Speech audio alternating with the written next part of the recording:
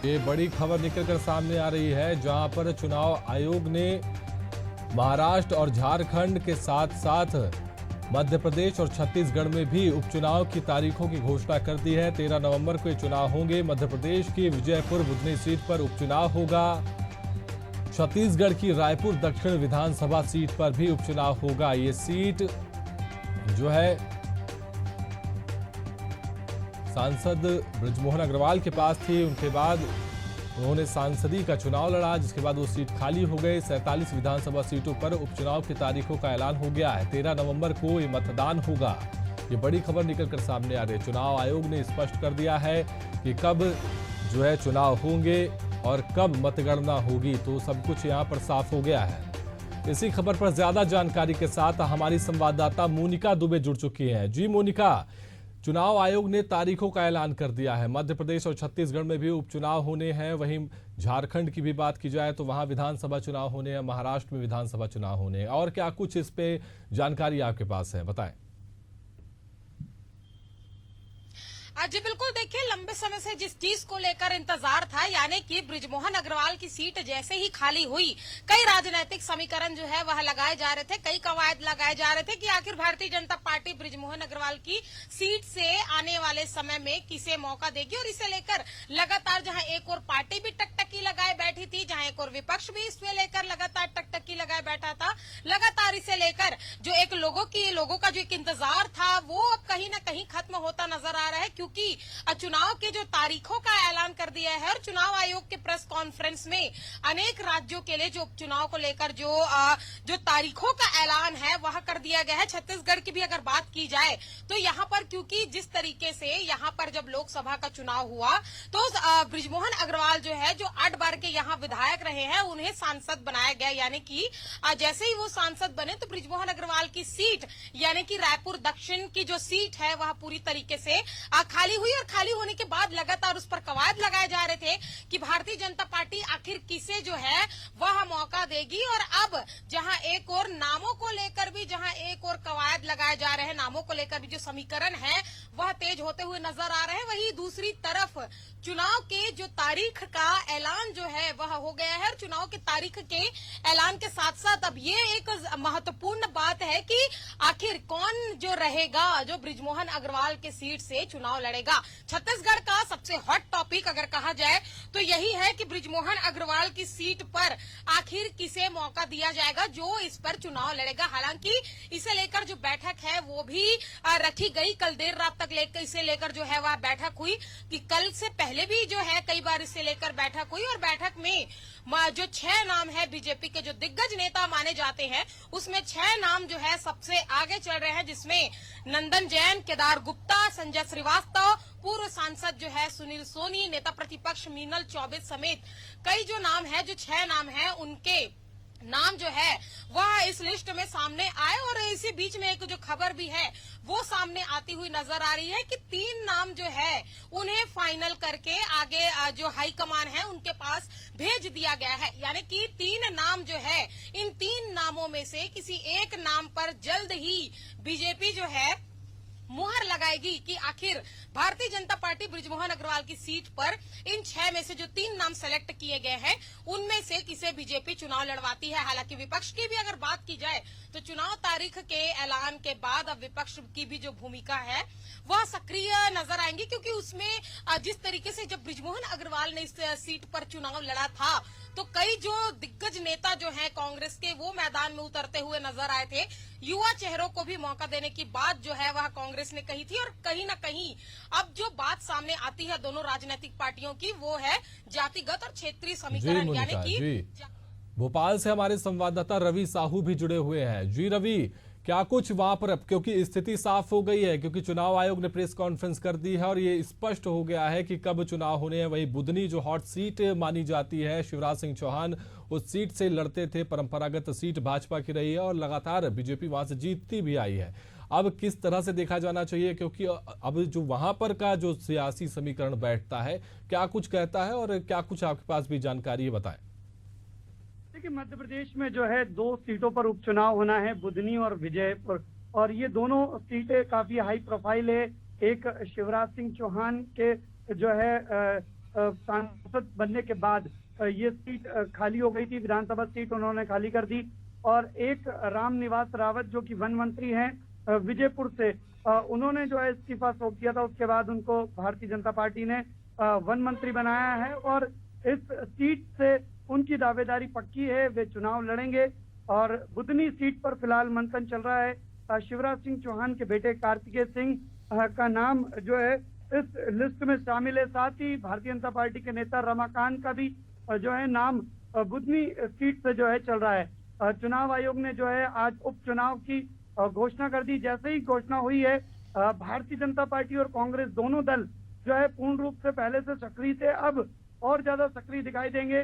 कांग्रेस जहां लगातार जो है विजयपुर सीट पर जो है मंथन कर रही है कि आखिर कांग्रेस से वहां पर किसको चुनावी समर में उतारा जाए, क्योंकि पहले रामनिवास रावत जो कि कांग्रेस के टिकट पर चुनाव लड़ते थे और लगातार जीतते आ रहे थे, अब वे भारतीय जनता पार्टी में आ गए हैं। ऐसे में कांग्रेस अब वहां से किसको उतारेगी, ये देखने वाली बात होगी, दिलचस्प बात होगी। वही बुधनी सीट पर शिवराज सिंह चौहान का दबदबा रहा है, वहां पर अब भारतीय जनता पार्टी पूरा मंथन कर रही है, तो वहीं कांग्रेस भी बुधनी सीट पर लगातार मंथन कर रही है और एक दमदार प्रत्याशी उतारने की कवायद भी जो है दोनों पार्टियां कर रही हैं। जी बिल्कुल रवि, देखना होगा कि किस तरह से अब सियासी समीकरण बैठते हैं और लगातार यहाँ पर जो है जानकारी जुटा रहे हैं। वहीं हमारे साथ में लखनऊ से भी हमारे संवाददाता भी जुड़ चुके हैं, दीपक जी। दीपक, आपका रुख करेंगे, यहाँ पर जो है चुनाव आयोग ने साफ कर दिया है अब कब चुनाव होने हैं। वहीं पर उत्तर प्रदेश में भी लगभग 10 सीटों पर उपचुनाव होने हैं, वहां का सियासी समीकरण क्या कुछ कहता है दीपक? देखिए, बात की जाए आज दिल्ली में चुनाव आयोग की प्रेस कॉन्फ्रेंस थी। बता दें कि इस प्रेस कॉन्फ्रेंस के माध्यम से चुनाव की तारीखों का ऐलान हो गया। सबसे पहले बात करें अगर झारखंड के, तो झारखंड में 81 विधानसभा सीटें हैं, वहां पर भी चुनाव होना है। वहीं महाराष्ट्र की बात कर ले तो महाराष्ट्र में भी 288 विधानसभा सीटों पर चुनाव होना है। वहीं सबसे बड़ी बात उत्तर प्रदेश, सूबे का सबसे बड़ा राज्य माना जाता है उत्तर प्रदेश। उत्तर प्रदेश में 10 सीटों पर उपचुनाव होना है। बता दें कि ये उपचुनाव इसलिए हो रहा है कि जो भी सांसद जून में लोकसभा का चुनाव हुआ था, लोकसभा चुनाव में कई ऐसे विधायक थे जो सांसद बन चुके हों। सबसे बड़ी बात यह है कि अंबेडकर नगर के कटहरी विधानसभा की बात करें या अयोध्या सबसे जो हॉट सीट है अयोध्या के मिल्कीपुर विधानसभा की बात करें, तो अवधेश प्रसाद जो अयोध्या के सांसद बन चुके हैं, तो उनकी सीट अब रिक्त है। तो ऐसे में कहीं ना कहीं उपचुनाव कराना था। इसको लेकर अब निश्चित तौर से चुनाव की तारीखों का ऐलान हो गया है। बता दें कि उत्तर प्रदेश में 10 सीटों पर 13 नवंबर को चुनाव होगा और उसके बाद नतीजे की बात करें तो 23 नवंबर को नतीजे आएंगे। इसके साथ बता दें भारतीय जनता पार्टी की तो लगभग लगातार कहीं ना कहीं बैठकों का दौर चल रहा था, अब बैठकें भी समाप्त हो चुकी हैं और आला कमान तक नाम भी भेजे जा चुके हैं। बता दें कि 10 प्रत्याशियों पे लगभग 30 नाम भेजे गए, एक सीटों पर 3-3 नाम है। इस सबसे बड़ी बात यह है कि इन नामों में युवा प्रत्याशी, जिताऊ प्रत्याशियों को ही टिकट दिया जाएगा। तो ऐसे में बड़ी बात ये निकल कर आ रही कि आने वाले समय में जब चुनाव है, भारतीय जनता पार्टी तो तैयारी कर ही रही, और वहीं बात करें कांग्रेस पार्टी और समाजवादी पार्टी, इस बार उपचुनाव में जिस तरह से देखा गया कि लोकसभा चुनाव में गठबंधन के साथ इन लोगों ने चुनाव लड़ा था, तो इस बार भी इंडिया गठबंधन के तहत चुनाव लड़ने जा रहे हैं। हालांकि बता दें कि समाजवादी पार्टी ने 6 सीटों पर अपनी उम्मीदवारी पेश कर दी है और प्रत्याशियों की घोषणा भी कर दी है। सबसे बड़ी बात यह है कि अंबेडकर नगर के कटहरी विधानसभा से जो सांसद बने हैं उनके लड़के को टिकट मिला। वहीं अजीत प्रसाद की बात करें तो अयोध्या के मिल्कीपुर से जो अवधेश प्रसाद के बेटे बताए जा रहे हैं, इनको भी टिकट समाजवादी पार्टी ने दिया है। फिलहाल देखने वाली बात ये होती है कि आखिर 13 नवंबर को जब चुनाव होगा, जब वोटिंग होगी, तो आखिर किसके पक्ष में होगी। फिलहाल सभी राजनीतिक दल लगातार चुनाव की तारीखों का इंतजार लंबे समय से कर रहे थे, लेकिन चुनाव की तारीखों का अब ऐलान हो गया। सभी राजनीतिक दल लगातार अब अपनी तैयारियों को एक महत्वपूर्ण कवायद कर रहे हैं और किस तरह से आगे जाना है और कैसे पार्टी को विजय की ओर ले जाना है, सभी राजनीतिक दल लगातार तैयारियां करते हुए दिखाई दे रहे हैं। जी बिल्कुल दीपक, सभी राजनीतिक दल तैयारियां करते हुए पहले से ही नजर आ रहे हैं। उन्हें भी भनक लग गई थी कि जल्द ही चुनाव की तारीखों का ऐलान हो सकता है। वहीं हम सीधे रुख करेंगे रायपुर का। मोनिका हमारे साथ जुड़ी हुई है। मोनिका, ये जो रायपुर दक्षिण की सीट है, इस पर किस तरह से देखा जाना चाहिए, क्योंकि भाजपा की ये परंपरागत एक तरह से सीट रही है, ब्रजमोहन अग्रवाल का दबदबा रहा है, वहां पर से तो बीजेपी अपने प्रत्याशी का चयन कर लेगी, लेकिन सबसे बड़ा यहाँ पर चैलेंज कांग्रेस कांग्रेस के लिए भी हो जाता है कि जो भाजपा का प्रत्याशी होगा उसके सामने ऐसा कौन सा प्रत्याशी उतरेगा जो उन्हें या तो हरा सके या तो जीत अपनी पार्टी को दिला सके। किस तरह से देखा जाना चाहिए? जी बिल्कुल, देखिए परंपरागत सीट रही है बीजेपी की, क्योंकि यहाँ पे जो सांसद हैं बृजमोहन अग्रवाल, वो रायपुर दक्षिण सीट से 8 बार के विधायक रहे हैं, यानी कि 8 बार 40 साल, एक लंबा समय। और बीजेपी की परंपरागत सीट जो है वह रायपुर दक्षिण को माना जाता है, क्योंकि जब भूपेश लहर चली थी, जब कांग्रेस की लहर चली थी, तो रायपुर दक्षिण का जो सीट था वो भी बृजमोहन अग्रवाल के कब्जे में था। यानी कि माना जा सकता है कि चाहे लहर जिसकी भी रहे, चाहे गढ़ जिसका भी रहे, लेकिन इसे जो सीट पे जो गढ़ माना जाता है वो बृजमोहन का ही गढ़ माना जाता है। और अब क्योंकि वो सांसद बन चुके हैं, ऐसे में उनकी सीट खाली हुई है। सबसे ज्यादा चुनौती इसे लेकर, जहां एक और विपक्ष में कांग्रेस के लिए है, वहीं इसको लेकर चुनौती तो बीजेपी के पास भी है भाई। क्योंकि देखिए, अगर जिस तरीके से इस सीट का पूरा समीकरण देखा जाए तो बृजमोहन अग्रवाल की सीट रही है, उस पर बृजमोहन अग्रवाल का कब्जा रहा है। शुरू से एक जननेता रहे हैं और लोकप्रियता भी उनकी इतनी रही है कि जब वो सांसद बने तो 5 लाख वोट, यानी कि जो देश के टॉप 10 सांसदों की जो लिस्ट में बृजमोहन अग्रवाल का नाम शामिल है, तो ऐसे में कहीं ना कहीं एक बड़ी चुनौती जो है वह बीजेपी के सामने खड़ी हो जाती है कि आखिर भारतीय जनता पार्टी किसे जो है वह टिकट दे ताकि इस सीट पर वह जीत दर्ज कर सके। हालांकि 6 नामों की जो लिस्ट है वो सामने लाई गई है सिद्धांत, क्योंकि देखिए जिस तरीके से इन 6 नामों पर चर्चा की जा रही है कि ये जीत सकते हैं। अगर इन 6 नामों में से कुछ नामों की अगर मैं बात करूं तो सुनील सोनी एक पहला नाम है जो पूर्व में सांसद रहे हैं, और वो भी लगभग जब वो सांसद बने थे तब उनके पास भी जो वोट का अंतराल था वो 2 से 2.5 लाख के अंतराल से उन्होंने रायपुर में जीत दर्ज की थी।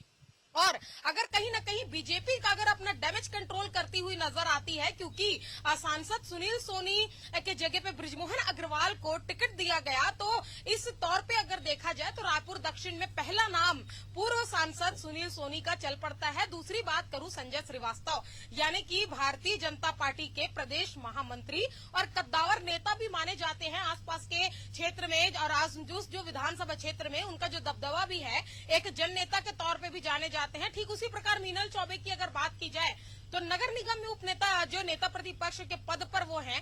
केदार गुप्ता की अगर मैं बात करूं तो जन नेता हैं, अभी प्रदेश प्रवक्ता हैं बीजेपी में। इन तमाम नामों पर जो मंथन है वो जारी है। 3 नाम फाइनल जो है वह शीर्ष नेतृत्व के पास पहुंचा दिए गए हैं कि इन 3 नामों में से एक नाम है जिस पर मुहर लगाना बाकी है, और मुहर लगने के बाद ही पता चल पाएगा कि बीजेपी अपने तरफ से आखिर इन दिग्गजों में से किसे मैदान पर उतारती है। वहीं अगर कांग्रेस की हम बात करें तो कांग्रेस अभी भी इस मामले पर फंसी हुई है, क्योंकि जिस तरीके से हमने देखा कि लोकसभा और विधानसभा के सीटों को लेकर जिस तरीके से उन्होंने जातिगत और क्षेत्रीय समीकरण जरूर निकाला, लेकिन कहीं न कहीं भारतीय जनता पार्टी जी बिल्कुल देखना होगा, क्योंकि रायपुर दक्षिण की जो सीट है वो बीजेपी के लिए परंपरागत सीट मानी जाती है, और देखना होगा कि यहां पर बीजेपी कौन प्रत्याशी को उतारती है और कांग्रेस भी किस प्रत्याशी को वहां से मैदान में उतारती है। फिलहाल तमाम जानकारी के लिए आपका शुक्रिया मोनिका।